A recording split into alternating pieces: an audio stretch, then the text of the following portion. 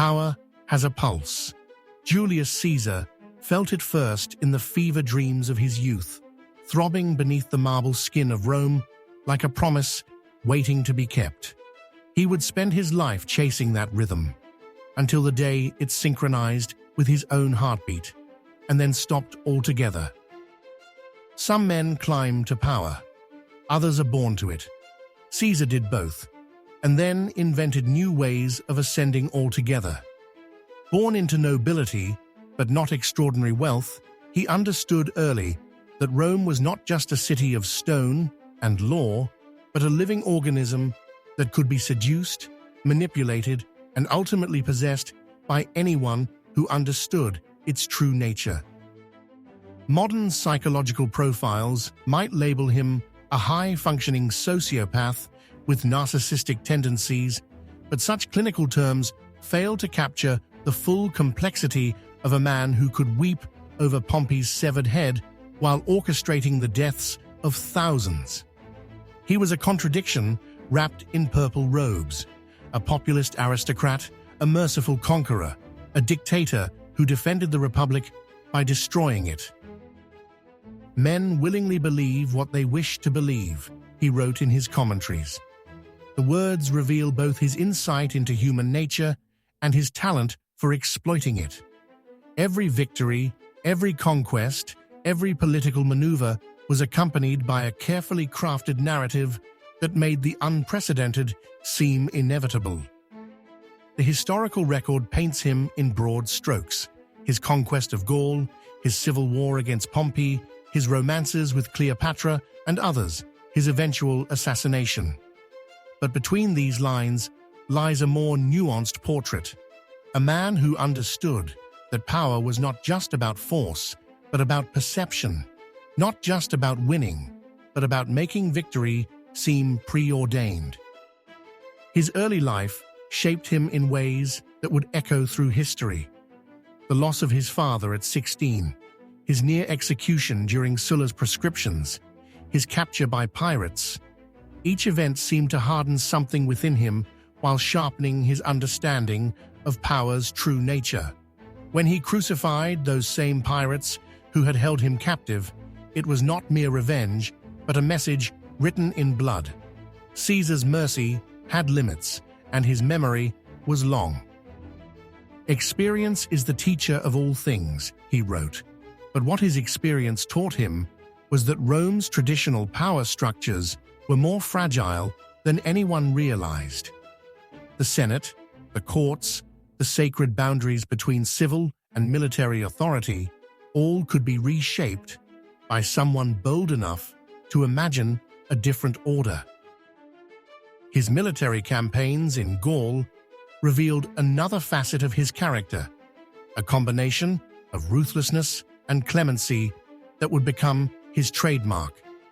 He could order the hands of thousands of defeated warriors cut off one day, then adopt their chiefs into Roman citizenship the next. Each act of brutality was balanced by a gesture of magnanimity, creating a complex web of fear and gratitude that bound conquered peoples to his person rather than to Rome itself. The civil war that made him master of Rome was not just a military conflict, but a psychological operation of unprecedented scale.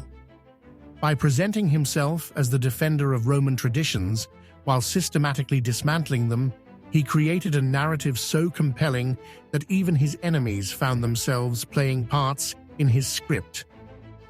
His relationship with Cleopatra was both political alliance and psychological mirror, two masters of manipulation, recognizing in each other a reflection of their own ambitions. Their romance reshaped the Mediterranean world while producing a son who would never inherit either parent's empire. The famous crossing of the Rubicon illustrated his genius for turning points of no return into theatrical triumphs. "The die is cast," he allegedly declared, transforming an act of treason into a moment of destiny. It was classic Caesar, making the unthinkable not just acceptable, but seemingly inevitable. His assassination revealed the final irony of his life, that in making himself indispensable to Rome, he had made Rome incapable of surviving without him. The conspirators, who claimed to be saving the Republic, succeeded only in guaranteeing its final transformation into an empire. Modern historians debate whether he was truly epileptic, but his reported seizures add another layer to his psychological profile.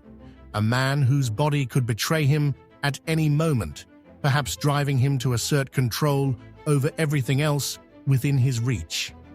His documented episodes often came at moments of high stress, suggesting a physical manifestation of the pressure he lived under. The psychological burden of being Caesar must have been enormous. Every decision, every relationship, every casual word was scrutinized for meaning and portent. He lived in a world where privacy was impossible and paranoia was prudent. His famous ability to dictate multiple letters simultaneously while conducting other business might have been less about efficiency than about never being alone with his thoughts. His literary works show a mind capable of extraordinary detachment. He wrote about his own achievements in the third person, as if observing himself from outside, creating a narrative that would survive him. This ability to see himself as both protagonist and author of history's drama may have been his greatest strength and his fatal flaw. The Rome he left behind was like a mirror shattered by a stone. The pieces would never fit together again in quite the same way. His adopted heir Octavian would rebuild it into something new, something that would last centuries longer than Caesar's own brief reign, but it would never again be the Republic that Caesar claimed to have been defending. Today, the site of his assassination is a cat sanctuary in Rome's ancient heart. Tourists pass by, taking photos of ruins, while stray cats sun themselves on stones that may have been spattered with his blood. The irony would probably have amused him. The great Caesar, whose name would become a title of supreme power, remembered by creatures who acknowledge no master. His last words remain disputed. Shakespeare gave him et tu, brute, but historical sources suggest he died without speaking, pulling his toga over his face in a final gesture of dignity. Perhaps both versions hold truth. The man of action meeting death in silence, while the legend continues speaking to us across millennia. The psychic wound of Caesar's death never quite healed in Rome's collective consciousness. He became something more than a man, but less than a god, a cautionary tale and an inspiration, a hero and a tyrant, a savior and a destroyer. His ghost haunted every emperor who followed, every would-be reformer who dreamed of reshaping society, every leader who had to balance power with principle. In the end, Caesar's greatest conquest was not of territories, but of time itself. He reshaped the calendar, giving us the months and rhythms we still live by. It was perhaps his most characteristic act, imposing his will not just on space, but on time itself, making even the ways we measure our days a legacy of his ambition. The ruins of his forum lie exposed to Roman sun and rain, tourists wandering through spaces where he once walked. Sometimes, in the right light, at the right angle, you might catch a glimpse of something moving in the shadows of broken columns. Not quite a ghost, but a memory with teeth, a hunger that never died.